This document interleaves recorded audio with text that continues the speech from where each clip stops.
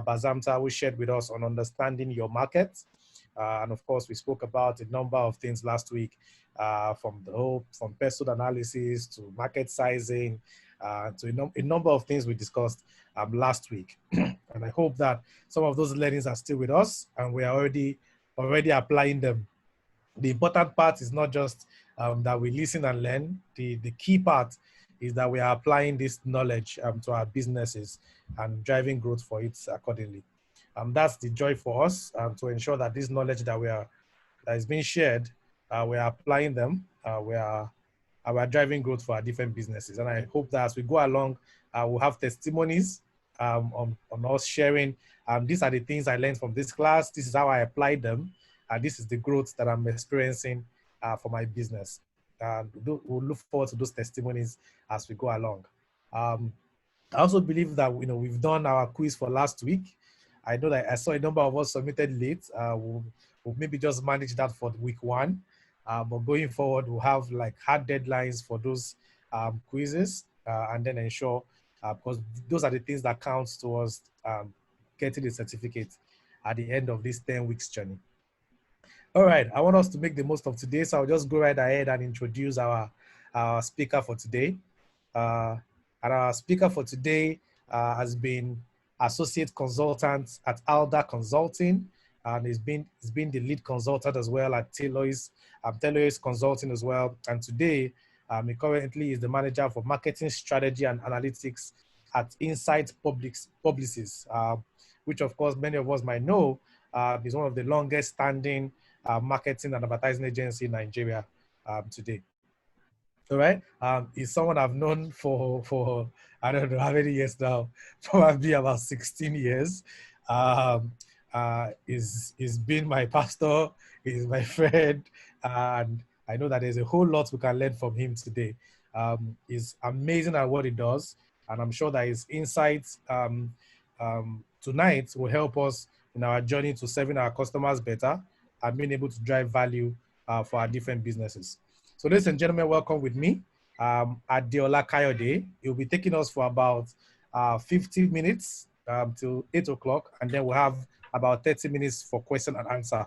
So please ensure that you get the best value out of this. The best result we can get is ensuring that as touching your business, you can ask specific questions, get insights, and be able to apply them to your business. So let's go. PDK, over to you.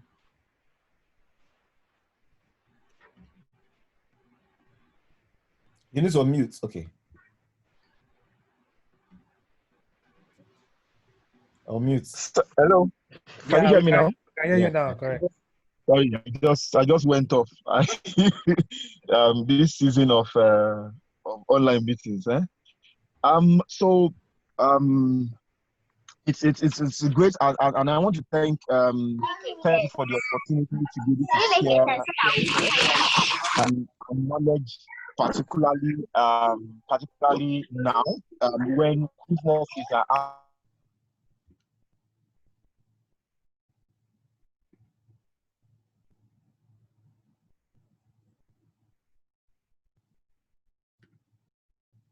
on mute.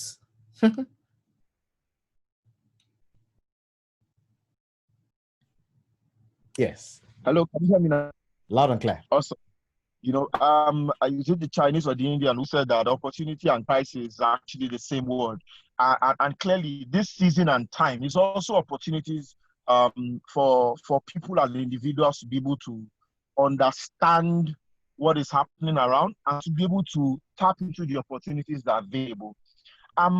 There's this if there's anything that's made businesses rise and has killed some businesses, it is one simple fact. You know, fantastic that we talked about understanding the market. But you see, we also need to understand very quickly that what makes a business or an idea work is the customer, is the audience, is the market, are the people who are going to buy or money to be able to pay for the product that you have. You know, and that's where I want to begin my thoughts today. Disruption is not caused by technology. Disruption first begins by you misunderstanding the customer. You know, and we can have so many examples, you know, of businesses who have held on to their principles and their technologies. Consumers have way moved ahead. I'll start with a very quick example, using BlackBerry. You know, BlackBerry had this BlackBerry Messenger they held on to. People, the whole entire system was asking that they should release BlackBerry so that it's open source so that people can access it. But because it was the most powerful feature of the BlackBerry phone, they thought they could use that feature to be able to hold people on to buy the BlackBerry phone. But people moved on. You know, and that's where the critical aspect of understanding the kinds of people you want to be able to sell to can make or break your business, and that is important for you. Half of my work in strategy development is understanding where the customer is coming from, understanding the things that drive him now, and understanding the things that may drive him tomorrow. The things that he's looking for when he's buying last year has essentially changed in the midst of this crisis, and we're already anticipating where their mind will be by December. So if you don't keep a pulse on your customer, if you don't keep a pulse on your audience, if you don't keep a pulse on people who are likely going to buy your product, they will leave you behind. And that's why it's critical and important for you to be able to understand how they think, understand the things that drive them, understand how they make their choices. And ultimately, those become tools and resources that you can use to be able to reach out to them. So for me, if I enter into the industry, that's the first thing I go after. I go after the people who buy this product. I go after the people who don't buy this product. Because it is in understanding those people you understand how. You know, I was in a meeting about 4 or 5 weeks ago, and I was a corporate finance expert who was telling me that if I see your books, you know, if I see your accounting books, it would tell me a story about your business. And I just smiled because I also like to say the same thing. If I sit with the people who buy your product, it will tell me a story of why your business is working and it's not working. So as an entrepreneur, we spend so much time in understanding our craft.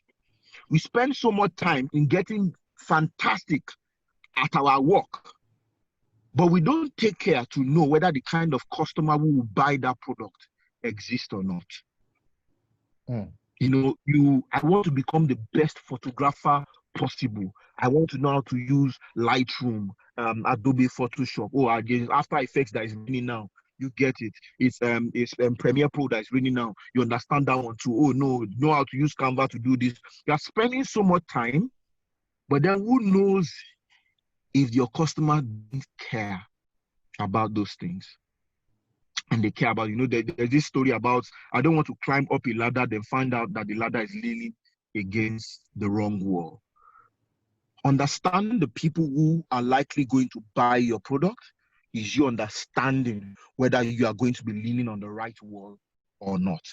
And that's where I want to start this from. So whether you are about to start a business, whether you are in business already, take some time. You know, I always like, I was at a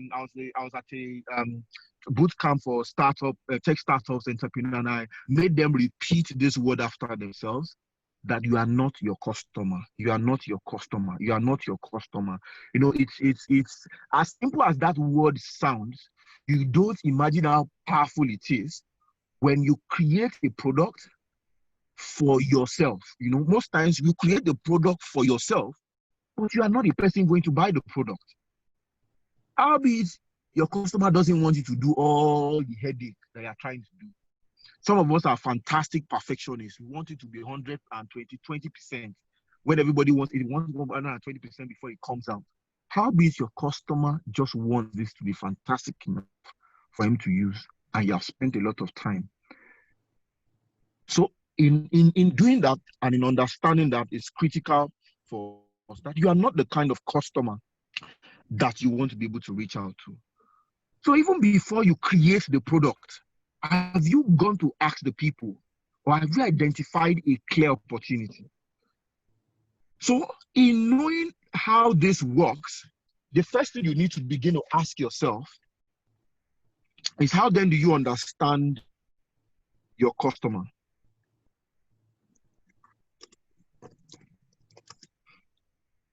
Hello? Go with you. No. Hello, can you hear me? Loud and clear. Okay.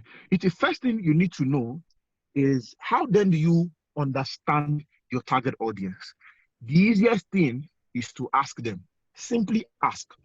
You'll be amazed at the things you will find out. You know, there was this quote I was looking for, so I eventually found it. So let me quickly search. It said that Netflix did not kill Blockbuster. Ridiculous late fees did. Uber did not kill taxi buses. Limited access and fair control did. Apple did not kill the music industry. Being forced to buy full-length albums did. Amazon did not kill other retailers. Poor customer service and experience did. Airbnb is not killing the hotel industry. Limited availability and pricing options are. Technology by itself is not the disruptor of industries. Not being focused on the customer is the biggest threat to any business. If your business stops providing sufficient value to the customers, it will fail as soon as a better alternate option arrives. And that is why critically, I love this series. I think it's in America, The Undercover Boss. You know, while there are people who say that most of these things are acted or not, you'll be amazed what you as an individual do when you go and experience things as your customer. But the easiest one is to ask them. Simply just ask. And there are people who are doing it today. Even before you create your product, have you asked them what they are looking for? You know, you want to create clothes. Have you asked what they're looking for in the kind of clothes you want to make? Have you asked whether you want to even be the person who goes to people's houses or their offices to help them set up, to measure them and deliver these things to them? And you may not need those huge offices that you want. When I was with a friend about 2 years ago, he said, no, that customers want, you know, they want you to be able to show up. You dress well, you look good, your office is fine. You see, and he got 2 million naira and spent over 800K renting an office. I don't know how much time he spent within those offices. But you see, what becomes very, very clear for us as we go on in time is that if you don't pay attention to how people are engaging with your products, engaging with your industry, you are going to lose sight of the things that are important to your business growth as well. So the first thing is to ask them. You know, and this can be done by simply asking. You know, there's a project that we are supposed to launch with for a major brand in Nigeria now. And the first thing I did was to create something that looks like that product and then go into the field. You know, go to the field, go and sit down with people and ask them questions. You know, ask them questions. How do you want this product? If this product was coming to you, how would you have preferred it? You know, it's easy to copy somebody's product. And this is why a lot of startups that are imported into Nigeria fail as well. You know, you've seen a model that works in the UK, and then you want to adopt the same model for the Nigerian market. One of the reasons why it quickly fails is the fact that, we want to adopt it, copy and paste for the Nigerian market, which may not necessarily work the same way. You know, so the first thing is to ask. Talk to people, talk to individuals. By the time I sat down and I listened to people talk about the product and the industry, I come armed with the information that nobody or very few people will understand. You know, even as simple as that is, if you sit down, go sit down, you know, there's another person who, apart from asking, and asking can go from one-on-one conversations, asking can go from asking the people who use the product. Remember, ask people who use the product. Ask people who don't use the product. You will learn a lot. Ask from people who have abandoned the product. So let me use, I don't know if the chat option is working. I'm looking for somebody's business who we can use as an example. Can someone just share their industry or what they do so that I can use that as a guide for today?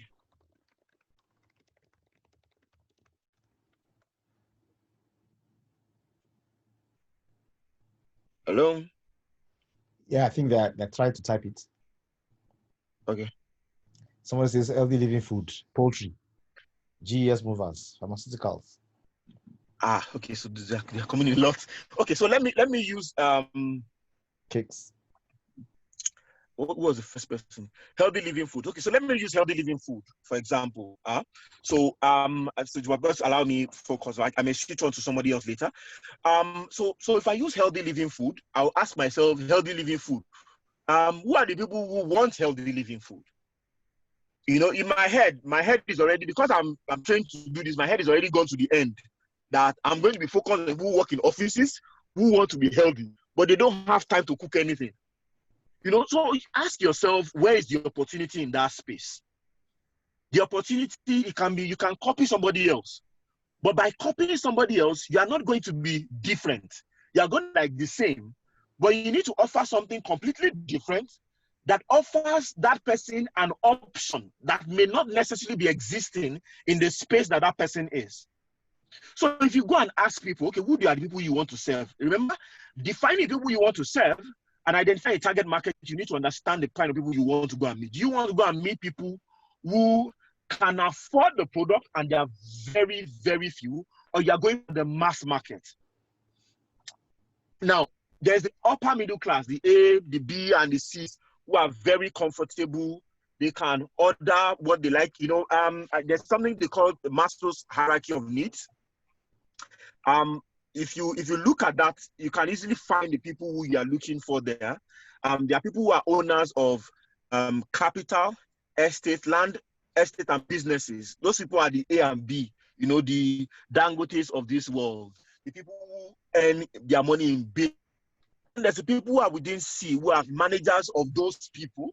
You know, those people are extremely comfortable. They have money to spend. And they also realize as well, they're extremely discerning as well. So while they may have the money to the disposal of the money, there's a lot of people competing from there for that money as well. And then you have the C, the lower class, that's the D and the E's, who don't earn above 350 to 400,000 a month. And then you have the mass market, the bottom of the pyramid. Now, what is happening largely in Nigeria today is that people are now seeing that there's a huge opportunity at the bottom there. That everybody at some point was chasing people who have a lot of money. You know, but now a lot of people are now rethinking this to say, where do I go to? Let me go after the people who don't have so much to spend, but then in aggregation, there's a lot of money within that space. So it's for you to determine where you want to be able to play within this space and then go after those spaces. Then go ask, what do you want in a healthy food? Healthy food, I immediately asking and using healthy food as an example. Immediately I look at those two spaces, I know that the person who is in the lower class wants to survive. Whether it's healthy or not is not important. He wants a meal every day. So if he can afford to have a drink and biscuit in the morning and a drink and a biscuit in the evening, he's good to go. So if I'm selling healthy food, I won't go after that guy. So that means that the person who wants to survive is not very, very discerning about the kind of individual meals that he has. So I'll go a little higher and find somebody who can afford to pay for those things. And then I find that there's a tension in his life. Now, in defining those customers, yes, I mentioned that you join these women, you need to go after the one that has a tension. What does he want, but he cannot have it? I don't know if that makes sense. So look at healthy food. That person wants healthy food, but he doesn't have the time. That tension, I can solve. I can provide the food. Because you want healthy food and you don't have time, I will solve that problem. So you need to find a problem that becomes an opportunity in the life of those people. And that's why I raised the issue of tension. You know, in my work, we always look for tension in anybody I want to engage, I look for a tension. What does he want, but he cannot have it, that my business can solve? You know, makeup artists, people want to look good every time, but they can't look good by themselves. So makeup artists solve that tension by helping you look good every time. That's the tension that they are solving as well. The person who is making cakes, this individual wants to celebrate an occasion at every moment, but I need something to make that occasion glamorous. So they're not just selling cake for people to eat. The same way, person who sells wristwatches, you know, there's this Igbo proverb that says people don't wear Rolex wristwatch to tell the time. No, you don't buy that expensive wristwatch because you want to come and tell. No, it's because you want to show off. You know, so you need to understand the mindset of those individuals. And at times you don't get it by simply asking. You know, you can, by asking, I mean, you can do surveys. And a tool like Google Forms is helping people do that a lot now. I gladly use SurveyMonkey. There's Survey Gizmo. There are a lot of online tools you can use to be able to ask. And Twitter poll can help do that as well. LinkedIn as well has a poll that can help you do that as well. I think, was it 2 days ago that I sent a poll asking people, do you want to work remotely? Are you willing to work remotely? Are you want to permanently work remotely? Are you willing to collect a pay cut for your company to allow you work remotely permanently? And that's me, those are my thoughts, you know. But for a business, I can actually float an idea through that and see how people respond. But you need to be mindful as well at the kind of people who are responding. You know, I can't take Twitter poll now and build a business around because I don't know the demographics of the people who are responding to it. So you need to also hold that demographic in check, because if you're going to reach into this particular kind of people, imagine you have this online, 40 people responded, but then your business is about to set up in Lagos, and 25 of those people who responded to your Twitter poll or your research are not in Nigeria. So you need to be mindful of that as well. So based on your results, you can then begin to build a product. You can sit down and watch. There are times I spend a lot of times watching how people buy. You know, let me give you an example. So there was a product that they had a good product, but they were not selling as much as they wanted to sell. So by the time we went to the market, we came back and like, what is raining now? This was biscuits. You know, these small biscuits. We told them that what is raining now is biscuits that is very flashy because of children. But that's not what we found out. What we found out was that a lot of demand was going there because mothers were buying a lot of those things for party packs. So if you and the business we're talking to had clear, transparent nylon. So people were not buying it in bulk, but they were selling because we're the market leader, but their market share was reducing. So what we told them was that this thing is reducing because it's going here. And in asking the mothers who were there, they said, because we realized that they were buying it in bulk. They said, no, they buy this product because it's regular for when children go to school, they give them. But when it's birthday time, they buy something else. Because those biscuits those children were taking, they are not a measure of when you take party packs to school, they are sending it to the parents. So you are trying to show up in your best possible way. So you are likely going to buy a glamorous biscuit. So ultimately, the biscuits in the market today, but they've changed their own nylon as well to become colored and flashy like every other thing you have in the market. And this was us telling the customer to lead us the way we should go. At times as well, you will find out, if you go to the supermarket, go and find out how this thing works. Even if it's your competitor space, go and look at their Instagram page, the comments that people are commenting, what people are requesting for that this person is not answering to. They are asking for more. You will learn a lot more by understanding or getting to understand how those customers are actually responding to your competitor in building your own value as well. You know, there was a time about a year ago where we had this survey, and the product wasn't selling. You know, and this time around, what we did was that we had to use consumption diary.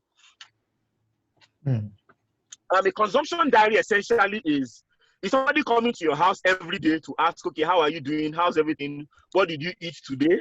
What did children eat? Check your pantry, check your dustbin, and then go to make findings. Now, what I'm doing is that I'm understanding the pattern of consumption in your house without actually believing what you say. Because most times, people say something, but they're actually doing something else. Which is why, beyond asking, you need to understand their behavior as well. You get to people's homes and you find out that, oh, they have kind of this, kind of that, kind of that. But what is moving in the market today is actually single sachet packs. It's actually nylon packs. What they then do is that they buy and they then do a lot of refill. So the nylon, the can is staying there, but what is moving is actually refill packs. So if you sit down and you ask them, what do you take? They'll tell you, I take the best of the pack. Oh, what do you take? I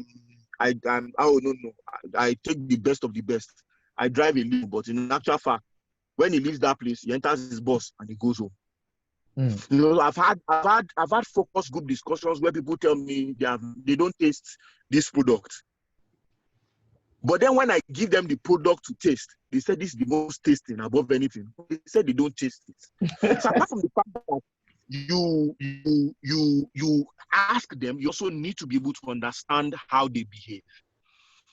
You know, if you have and I've given examples of observing that. You can go to malls, you know, see how there are times I spend hours inside malls seeing how mothers and children are interacting. Who is the person who is actually trying to buy? You know, people say mothers are the primary deciders in the home. When it comes to children's products, it's completely different. Because the richer the mom, the more power the child has over the mom. As they continue to go down the lower class, the mom is the primary decider. Son, if you don't want it, I will beat you to like it. So you need to know what your product now then is. So if you now begin to look at the communication, advertising, and marketing for some products, you realize why more children are featuring very, very strongly, and in some other products the children are not featuring at all. It's the mom that will decide whether the child likes it or not. You will like it. You know, but the higher you go, so you need to pay attention to that, because ultimately the customer themselves are the one who will determine how your business will essentially go. Another thing that is as well important is to follow data. You know, digital today has given you the opportunity to be able to see how data or how they move.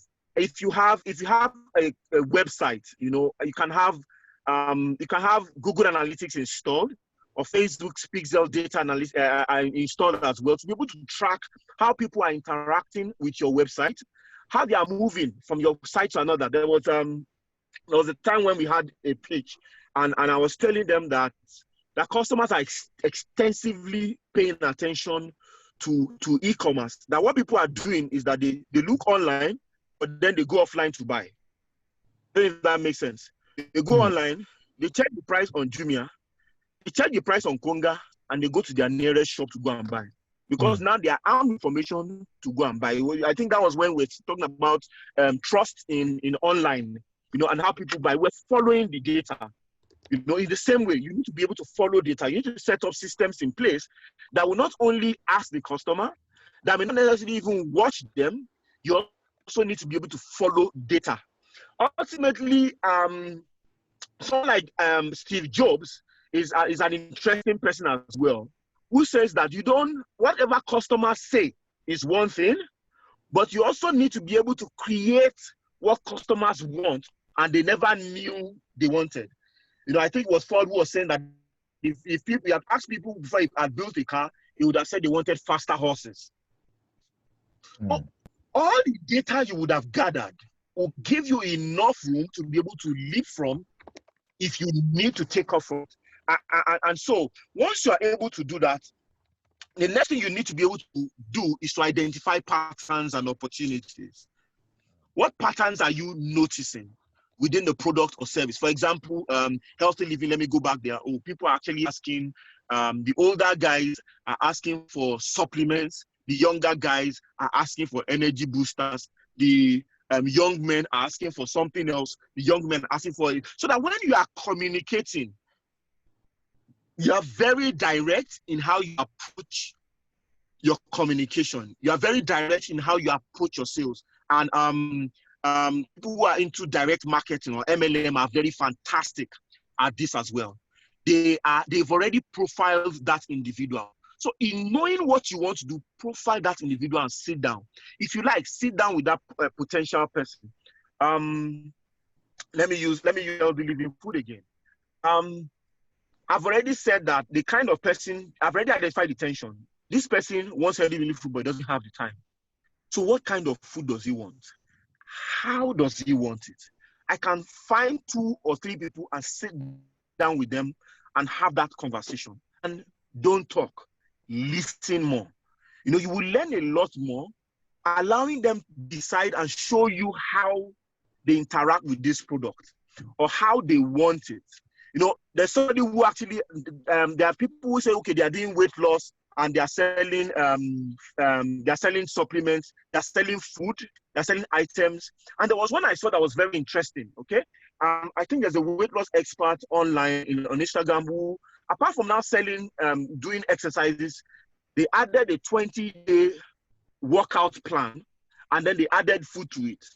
So you have a timetable, and every Monday, Wednesday, and Friday, they deliver food to you. So I know at least 2 people who would run that program. So what I've done is that I know that this person wants to keep fit. They have money, they want to keep, but they don't have time to prepare. They want it in specific ways. They want it easy for them to prepare. They don't want to think about the time to prepare it. So what they have done is essentially that they have created a product that fits into the life of those individuals and say, okay, on Monday, a delivery team will come and drop the food for Monday and Tuesday to you. All you need to do is to put it in a freezer, you bring it out, you microwave, and you go. So that singular product has made certain assumptions. Number 1, you are somebody who wants healthy living food. Number 2, you don't have time to prepare it. Number 3, you have money at your disposal to buy a microwave. Number 4, you are somebody who wants to be able to have a plan that they can follow very easily. Routines that come easily to you. Number 5, money is not that problem that that person has. Now, all that thinking has gone in before that product came into the market. And yes, people who don't do it, you know, they always say strategy or marketing strategy gains is credential, else is credentials after the fact. You know, so there are people who do this, but they didn't know that that was what they were doing. Okay, but this helps you understanding that this is how they actually approach it, and you'll be able to adopt it for yourself as well. In doing that now as well, what then you need to do? I've mentioned understanding your customers by asking or talking to them. The second fact is to identify patterns and opportunities. You know, and identifying patterns and opportunities can come in the way of you grouping them into 3. You can have warm customers, you can have cold customers, and you can have very hot ones. Now, in doing that, when you begin to identify patterns, you can group those. Those are 3 different buckets of opportunities. Now, there was someone who was talking to me 2 days ago. Oh, I've started this online thing. I've posted, okay, I'm supposed to be selling clothes. I've posted 27 clothes. Nobody has bought. I said, when did you post this? She started 4 days ago. You have posted 27 pieces of clothing. Nobody has bought. Auntie, just hold on. What you are doing is you are not opening shop. You are building a relationship. So it's the same way. So what you are doing is that you are trying to build a relationship with that audience. So you need to, in everything you are doing, identify patterns that you can use. Now let me go back to the food person. In the food person, if you identify people who are Hot is somebody who has identified his problem and needs it solved very quickly. An example is somebody who knows that his high blood pressure is due to obesity and needs to get it down in the next 3 months. You can create a product that addresses that specific need. Immediately I've defined this. I, who is saying this, already can think of at least 9 people that fit into this bucket. Healthy living for again. There are people who they just want feed farm. It's not life and death for them. You can create a product that helps those as well. There are people who as well are saying, okay, for example, another example of hot is somebody who is pregnant and wants to snap back. You know, those people, they are hot customers. There's an irrational passion or energy for them to be able to achieve this thing, and they need help now. You can identify all those patterns, and then they will guide you. The next thing you now then need to know is to understand the path to how they buy. Textbook definition, the path to purchase. I'm trying to avoid marketing terms as much as possible. But it's called to understand the consumer journey or their path. But how do they actually buy this product? Some buy the open market, some buy online, some buy through their friends or through referrals. How do they buy? And how can you leverage those opportunities to be able to reach those people? Now, in understanding that, it also guides you in developing yours as well.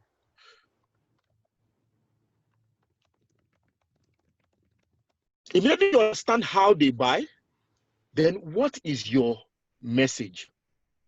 Now, businesses that succeed don't say too many things. You know, they are in dimensioning and understanding these patterns, you will spot a lot of opportunities. But you need to find your one powerful message that can transcend every other aspect of your offering. Let me use an example for you. If you say get back body in 2 months, what I've done is that I've profiled, said I want to reach pregnant moms who want to be able to get their bodies back in shape in 2 months. And then you have identified how you want to do it. Now, critically, results are a very powerful tool today. You know, while you have a lot of people who are communicating, you have a lot of entrepreneurs, everybody's saying one thing or the other, your message has become a critical anchor in trying to engage this target audience. Number one is, what will you tell them? Number two is, what will you do for them that you will tell them you will do?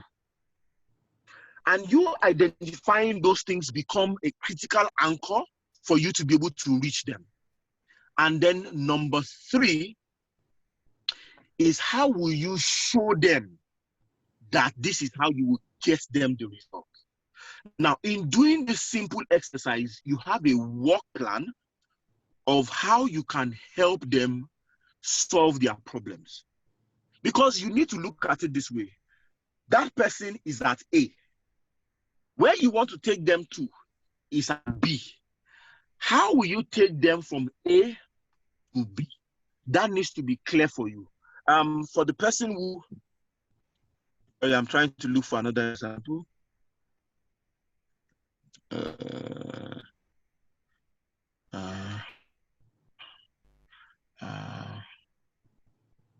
I'm trying to look for somebody else. Okay, so poultry is another very interesting angle to look at. You know, how do they get poultry products? They go into malls, they go into the neighborhood shop. How do you want to be able to reach this kind of people? Now, digital has given us a powerful tool, an opportunity to be able to reach these people. So you need to ask yourself, how would digital help you solve your problem? for every industry today, digital has the capacity to solve a lot of challenges and problems. So ask yourself, how can digital make this problem easy to solve? For example, there's somebody who is into poultry products and is somewhere in Magdo, you know, and he said that, okay, I've paid, I've done online ads and this thing is not working. Then there are people that he was getting that was in Lekki, it was too expensive. But no, digital can solve the problem. Because you need to know and ask yourself, how will digital solve that problem for you?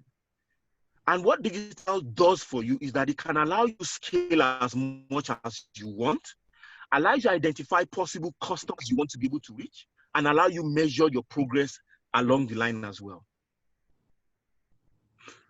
What kind of digital channels are your customers consuming, and what kind of content? Again, all this, if you have done this homework well, you know, I spend a lot of time listening, asking, watching, following data. Do exercise well.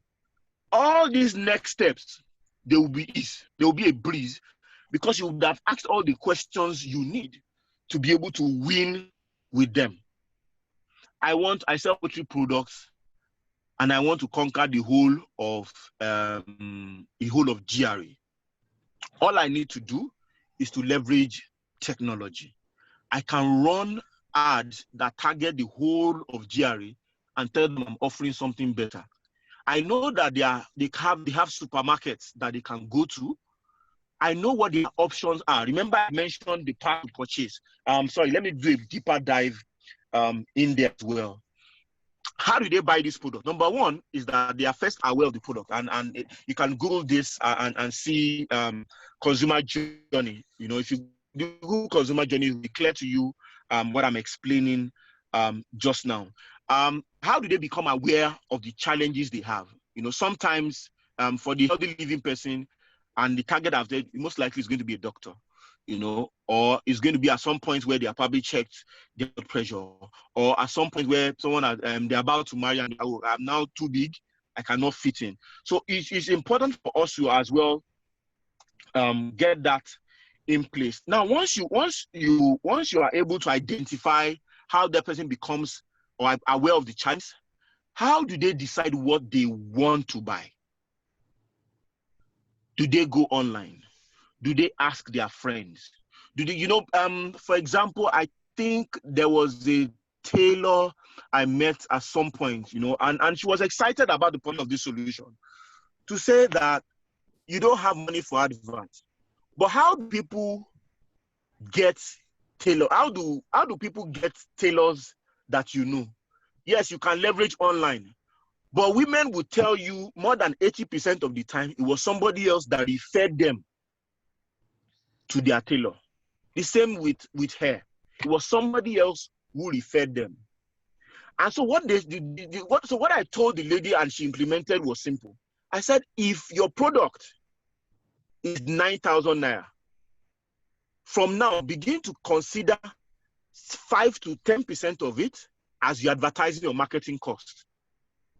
So that you tell that person that every time somebody says that you referred me, you will get that 5 or 10%. Because I know that in my understanding how they buy, referral is a powerful tool for women when it comes to clothes. So I've said rather than spend money on radio adverts that I don't have, on Facebook adverts that I find a bit complicated, I told the person, do this.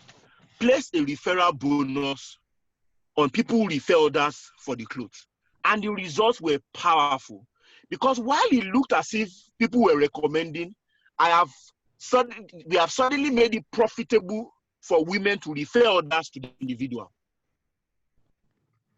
The same way, do they search online?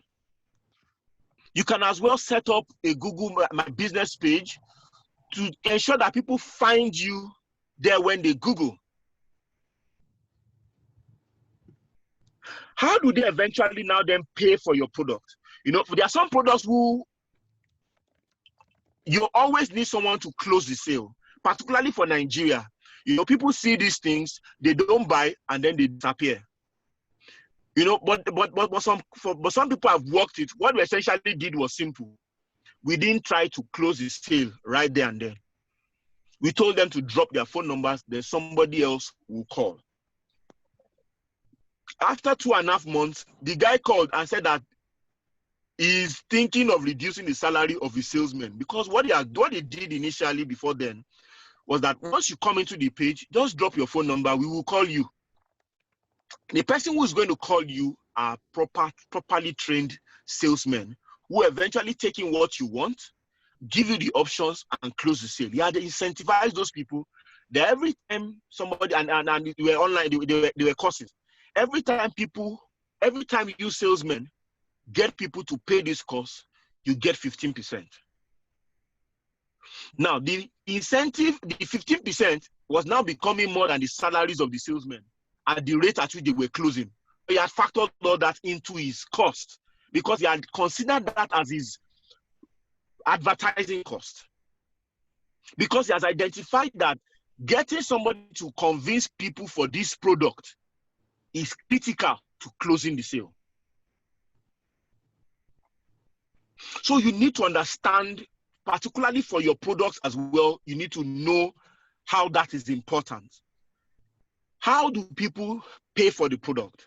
You know, at some point, Jumia and Konga had to kick off pay on delivery because they realized that paying online was not, at that time, now it has changed. Paying online was strange to the Nigerian audience. They needed to touch that thing before they buy. So it was important for them to implement that alternate angle for people to be able to buy, and then the sales number began to grow. Because what they realized, and which was very interesting, was that it was not about losing losing money based on people who see it and they don't buy. It was them trying to change people's behavior to make it more comfortable for them to be able to trust things that come online. And then ask yourself, once you close this sale, what do you now then do with the numbers? I'll probably share a one-pager that explains a lot of all this with you as well as examples, okay?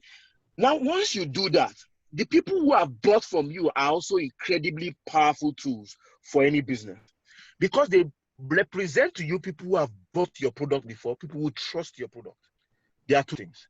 You can as well reach out to these people who can talk to people like them. You can leverage their data to reach out to people who look like them. And this is going into a bit of Facebook audiences, or under Facebook, we call it lookalike audiences. Where now that you have mapped these people, and some of us have people who have bought from us, we have their phone numbers on our phones, we have their email addresses. All these are powerful tools to be able to reach customers like them.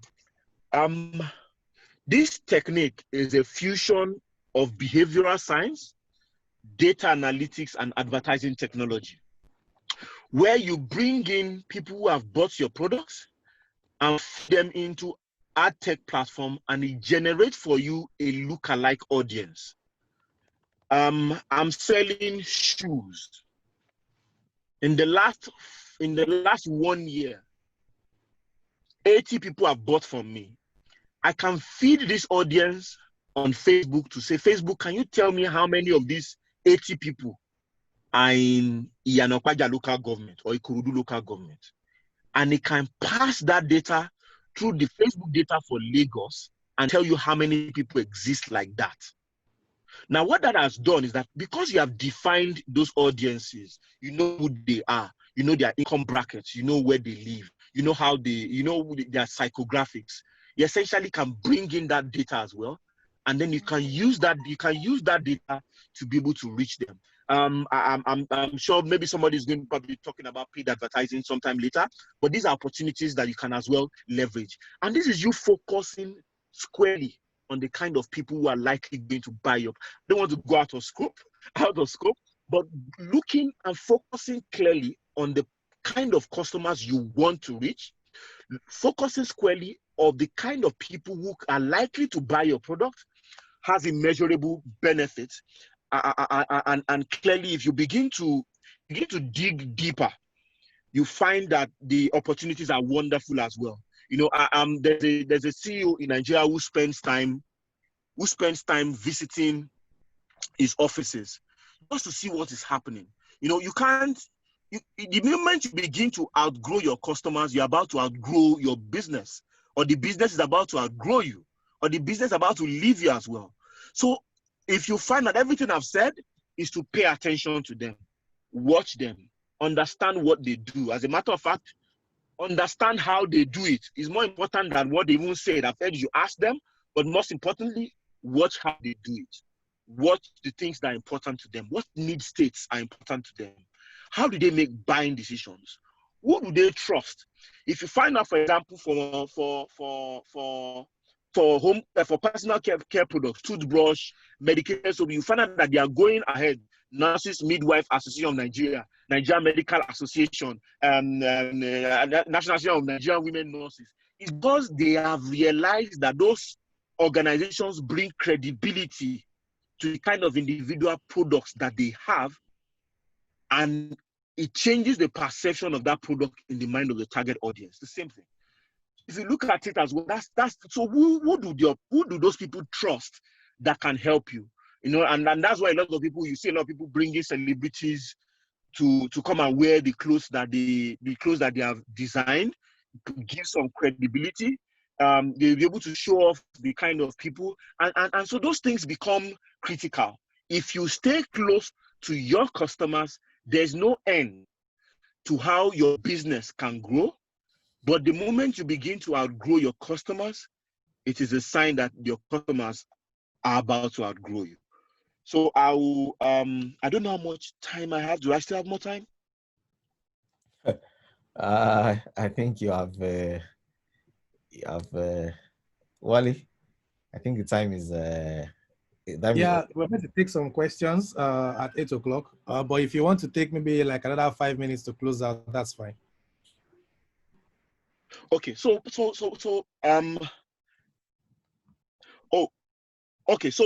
is interesting. I'll just pick a question here. I can see the person's name. Said the person is a school teacher. I'm in home tutoring. As a result of this pandemic, private school can no longer afford to pay. I've created an e-flyer to help make awareness. Kindly let me know how I can catch attention of clients better way to create awareness. Please help answer this. I'll go straight into this question and use it as an example for you. Very quickly, what subject do you teach? And can you create an outline? You remember I've said this as well, that in this way, can you hear me, please? Loud and clear. Someone said no audio. Okay. So number one, the first thing I said is to understand the customer and define them. So clearly what I will do is, pandemic. I know that there's a tension. I know that, okay, who do I want to reach? I want to reach parents. I'm clearly going to be going after parents who have jobs, who are still working, and the attention is clear. I want my children to learn as much as they can during this period, but I don't have the time to monitor them. Most of the schools who are doing tutoring now, the teachers are having to teach 40 classes for 40 students, and they are sending these things to WhatsApp group. I can decide to be able to identify particular families that have more children and they begin to engage them.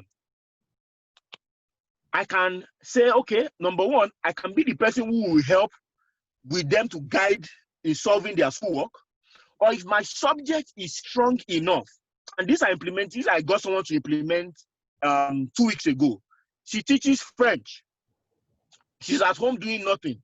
And I said, you cannot do that. You teach French. This is an opportunity. There are parents or there are people who are at home during lockdown and they need to learn something. Right now, she has 4 students or 4 families that she's teaching via WhatsApp and Zoom. So it's the same way that you need to be able to step out of yourself and ask yourself what's possible. See, anything is possible and technology can help you achieve it. How can you find them? You are in plenty WhatsApp groups and you're not making use of them, apart from forwarding messages. Create that product that addresses that need. Remember, I said that if you move close, if you go close to them, I've already, without having to pay too much attention to your subject, I've told you that you can create a product. Yes, eFlyer is fantastic, but can you share this among those channels, and can you reach out to people? Can you create content that defines that problem? You know, it's one thing for you to say, okay, I want to reach parents, but can you describe this challenge I've said? I'm a mom, I have children, and I'm in WhatsApp where people are making those complaints already.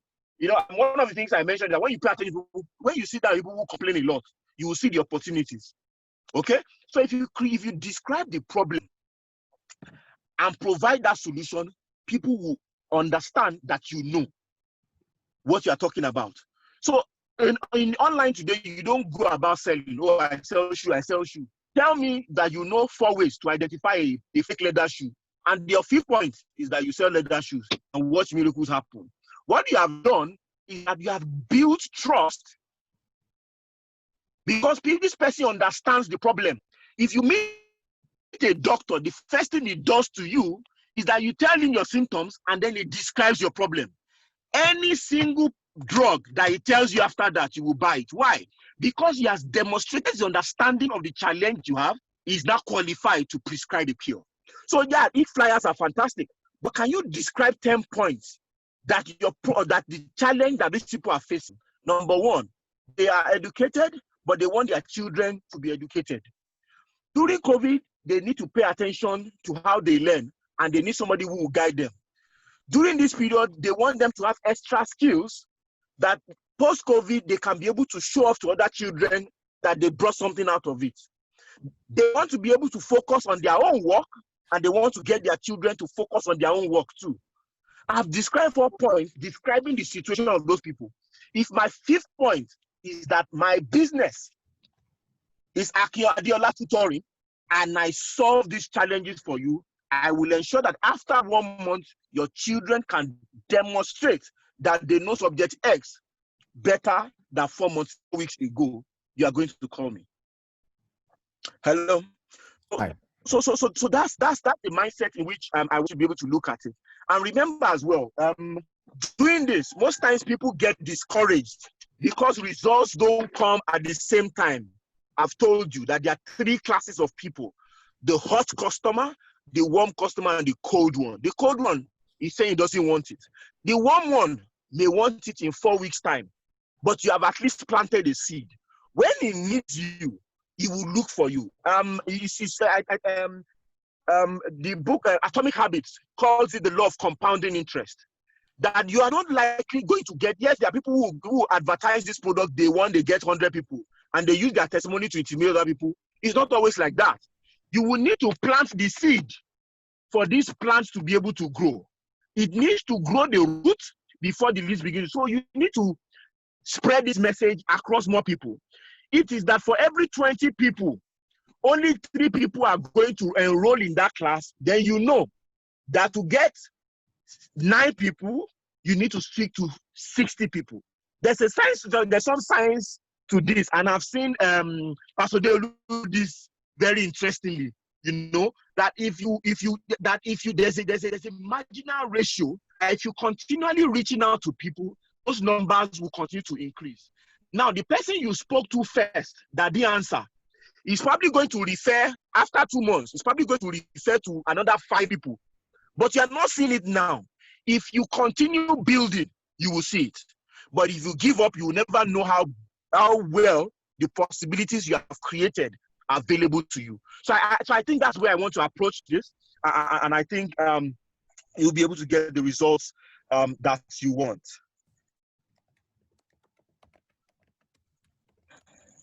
All right, thank you, PDK. We have a number of questions coming in the comment section.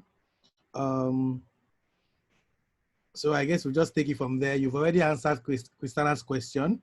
I think the next question here is from Dione Fade, who says, I'm a network marketer. We deal with health products and household products. How do I get people to join my business? It's a business if saying no, because people don't understand the concept. How do I focus on those that will say yes and join my network? Okay, so I think Sorry, my Zoom page is disappearing. I don't know. Can you hear me? Loud and clear. Okay. So for the network marketer, this presents an interesting opportunity for you as well, and I've explained it. You need to keep reaching people, because the more people reach, the more possibilities that you're able to convert them. I want you to Google sales funnel. Now, a sales funnel tells you people are going to be aware, they are going to consider, they are going to buy. So assume, and this simple, and if you Google, you find the picture there. That simple diagram, we've spent millions on research and trying to do that, because immediately you're able to identify what the issues are. You are able to build. In 1 month, if I know that in this month I spoke to 20 people and I only got 2 people, I know that next month, if I want to get 2 people, I need to speak to 20 people. But if I want to get 40 people, I know I'm going to speak to an exponential number of those people. And don't pay attention to the people who don't buy. What you are doing is that you are building a base. The challenge and that's what I just explained to that person. I hope I've asked that. My explanation on compounding interest. It says success is a compounding interest. That explanation, I think we have addressed what you were saying.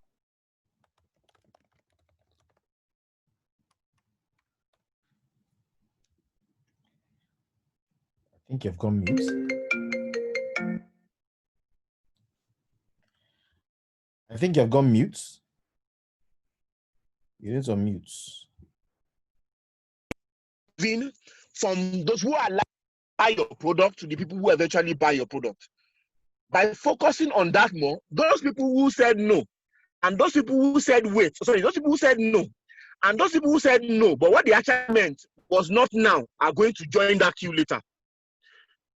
Because in you focusing on we do no and yes, because we are focusing on the wrong numbers. What I've explained is to start focusing on the people who said no and yes, but focus on the number of people you are able to reach. Because focus on the number of people you are able to reach, you are able to convert more. If you focus on no and yes, every time you get no, you'll be discouraged. But some of them actually may be, and you don't know. So if you try to sit down and rethink how you measure your metrics, okay, and you're able to move forward, it's hard. I know. I've been there. You know, try to shift your focus from what is not working to the metrics that is likely going to lead to the results you are looking for. I like to always say that when they say you keep your eyes on the ball, is that it is the ball that will give you the scores that you need. You should start focusing on the scoreboard. It's easy to focus on the scoreboard. Scoreboard will tell you whether you are winning or losing. But if you focus on, if we keep possession and we keep passing to do what is right, we are likely going to win. That's why they say you should keep on the ball. The scores may show the score. But what is the lead, what is going to measure at the end of the day is how effective you are. So if you tweak what you are focusing on, it will help. I don't want to repeat. I think I tried addressing that in my last point, so I don't want to waste too much time repeating myself. All right, thanks. The next one is my icon has disappeared. Okay. He said, what advice will you give to a fashion designer in this COVID-19 period that there's no parties and the patronage is low? You know, this is a very interesting question, because I think about 2 weeks ago I was writing about that the biggest industry that was hit is the events industry in Nigeria. That and then I was trying to sit down to ask myself, like, if I were in a situation like this, how would I solve these problems? You know, and one brand did something very, very powerful. It's a beer brand. And they know that bars are not selling. People can't go to bars to drink again. So what they decided to do was that, how do we sell? Okay, let's help barmen sell so that we can also sell. This is a global campaign. So they gave a discount that people should pay for their beer now, so that when the lockdown is over, they come and drink it. I don't know if that makes sense. Because what people need, people want these things, but they cannot afford it, or they are focusing on essentials. So can you give them a compelling reason to consider it? You know, I don't know if there's this comedian called The Stalker who gave this very, very interesting joke. That his friend, he always give that same joke every time. Said his friend brought crutches to the house, but there's nothing wrong with him. He was working well. And then he brought crutches. Why did you buy crutches? The person now told you that the Igbo man told me that it's on promo right now. That if I buy it now, you'll be cheaper. And he speaks to the mindset that if you give people a compelling reason to consider it, they're likely going to. There are people having low-key events in their houses. There are people who are buying things low-key now, and they're having, oh, I'm a fashion designer. Can I begin to sew Christmas dress now? Christmas is coming. If there's a possibility that there will be no lockdown during that period, can I begin to give people an incentive that they can start sewing Christmas dress now? Can I make the money for Christmas right now? So it's for you to look at those individuals and ask yourself, what can I offer these people? What is still ticking them? You know, right now, you realize that I'm speaking from a car. I'm actually in a close-knit family get-together. That there's somebody's birthday, and that person who is celebrating birthday have to dress for pictures. Can you create a product that speaks to that person? Oh, people who have birthdays in July. It's a special offer for you, 15% off my normal price. If it's your birthday, send your details. We will measure you. We will deliver the product to your doorstep. What you have done is that person's special day. They are going to be making an emotional decision. You have given them a reason to buy that product for that day. I've given the example of Christmas.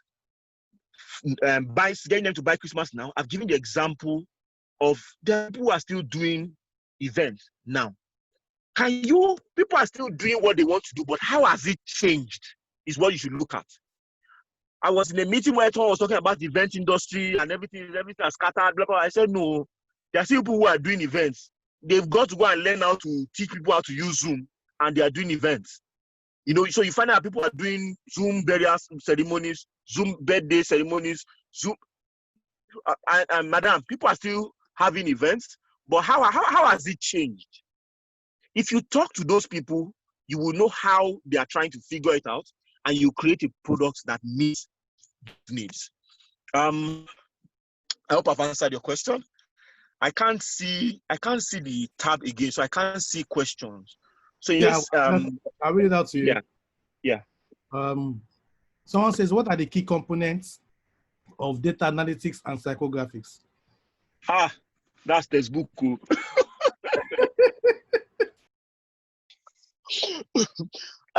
So I think you can just Google it. But you see, in what data analytics essentially does. Okay, so I remember I mentioned some. See, those things are actually three different fields. Data analytics essentially is bringing data and technology, or statistical analytics powered by technology, into the process of decision making. So you can as well, okay, the normal statistics you have, you can have them simulate what will happen. I don't know if you are checking, I don't know if you watch CNN. They've mentioned that by October, if nothing changes now, by October, they will have 180,000 people who are dead from COVID-19. Now, that is powered by data analytics. It's saying that if 23 people are dying every day today, if nothing changes, and they are increasing by 2 people every day, if nothing changes, this is the amount that will happen tomorrow. So it's the same way. So let me use a live example to see how those three came to life during Trump's election. People don't like Trump. Republicans didn't like Trump. Democrats didn't like Trump. But then they got the Cambridge Analytica to implement this for them, and it was very interesting. They did a survey online and told people to define their personality. You know all those quizzes you do online? they say a lot about you than the question you're actually asking. That if I say what kind of animal if you tell me your favorite animal, you tell me your favorite animal, but I'm actually understanding the kind of personality you have. If you like lion, you are telling me that, oh, you're a very brave person. If you are, oh, you like hyena, that means you don't mind cheating people. So it's the same way that those things can now then be used to understand your consumer psychography, your mind state, how you process things, how you perceive things, the concept of value to you. Now, that was done for about, I can't remember the amount of people now, but let's say about 300,000 people in America filled that survey. Now, what they essentially now then did was to simulate that data and say that how many of these people are in America. They found people who are right somewhere in between. They don't like Trump, they don't hate. But if we do X, Y, Z to them, they will hate. These are the people who said, this, according to this, they are likely going to like Hillary Clinton. What we will do, that will not tell them to vote for Trump. We will disabuse their mind so that they don't come to vote. And this is already happening in business. I can't share a couple of stories with you, but these are already happening within the business space. I'm not going to say that people should wait. There's one thing for me to say people should buy my product. It's another for me to be able to create stories that I only stop people from buying your own product. If I stop them from buying your own product, my own product becomes the natural alternative. So data analytics is a completely whole field. You know, there's a prescriptive, there's a descriptive, there's a prescriptive, and then you can then simulate. There's a predictive where you can then simulate outcomes. Okay, and that essentially was what was done to get Trump into the White House. It's a very you can search for it. Cambridge Analytica, Google. Sorry, I'm saying a lot of all these. Go to Google. I think this information is available online. Is how you begin to process and adapt it for your own individual use as well. Consumer psychography and behavior is a completely different field under psychology. You need to understand how they think. You need to understand the biases that influence human behavior. You need to understand heuristics. For example, when I said buy for the fashion designer that you can get them to sew Christmas clothes today. You see, the heuristics behind that is that people actually don't understand the impact of anything that is far away. So if you say that, if you tell somebody that, I'm going to collect my money in 6 months' time, let me borrow you 1 million. You pay me 40% in 6 months' time. You see, unless that person is careful, he cannot feel that impact now. It is when the deadline is close, he actually realizes the impact. So people's mind is asking themselves, how will Christmas be now? I'm not giving them the comfort to think things are going to change then. I'm giving them the comfort to think things are not going to change. Lockdown will be over. They will assume it's easier for them to assume lockdown will be over then than now. That's the heuristics I'm working with there. So consumer behavior, consumer psychography is a huge space that people go to study, and there are professors in it as well. You can just Google and see that field. But those 3 fields are coming together to define the era of marketing as we have it. All right. I don't know if we have more questions. We still have about 5 minutes to do that. There's a question here from Cordelia who says, how do you help a daycare owner now that COVID-19 is keeping everyone at home? Interesting question. But you see, this question is the same with the home tutoring person. If you look at it, you know, I said that if you move close to your customers, ask themselves, how has COVID-19 changed them? Most of them are still working from home, but you see, they are not at home. They are working from home, but they are not at home. Mentally, they're not at home, and that is causing a strain. So if they have somewhere close by, and of course, you know that means that you're only restricted to axis around you. Can you take a walk around your area and ask those critical questions. I own a daycare. I'm a trained daycare person. I work here. But in this period, I'm trying to help moms and parents who want their children taken care of or taught during this period. You can come pick them. You can come drop them at 8 and pick them at 12. I'm using my house for the meantime, but you can come check it out and see the facilities, the things I have in place. Even if you don't even want to decide, you come. So what I've done, and Igbos do it a lot as well. Oh, Oga, you want to buy this shoe? You say, how much is it? No, Oga, no. Wait first. Come and see what I have. So you need to know what you have to be able to get what you want as well. So this period as well offers you the opportunity. There are lots of people or parents who are still at work, but they are inside their house. And they are having a challenge with focusing on doing their work right inside the house. They will be more than happy to find a trusted daycare that they are comfortable with to be able to reach out to. But know your limitations. You may not be able to have excess amount of people. You may have limited amount of children. What precautions are you putting in place as well to make them comfortable? All those things need to be in place. And then within your axis, begin to engage people. If you don't, remember I said keep your eyes on the ball, not the scoreboard. If you begin to say, okay, you've spoken to 20 mothers today, none of them answered. Then speak to, and that means you've not gotten to the number of leads that will help you convert into one. You need to speak to an X number of people to be able to get X number of customers. So if you speak to 5 mothers and you have two children in daycare, fantastic. That means that every time you speak to at least 5 to 10 mothers, you are likely guaranteed of at least 2 children. Then you need to begin to plan towards that as well. So I think it's almost the same with the home touring person. You need to begin to ask, where are the opportunities available for you? You can spend one day beside the hospital. You can spend one day around people and around the supermarket where people go and buy their essentials. You'll find these people here. Oh, you're not talking to anybody who's working. You're talking to people who have cars. You dress where you go and approach them. This is what I do. Certified is this. The guy, the challenge. If you go close to them, the number one challenge will be, okay, is this safe? Is this trustworthy? You need to provide answers to those 2 questions in their mind. And once you can provide answers to those questions in their mind, you are good to go. All right. Thank you so much, PDK, for joining us tonight and for sharing with us. I think that's about the question.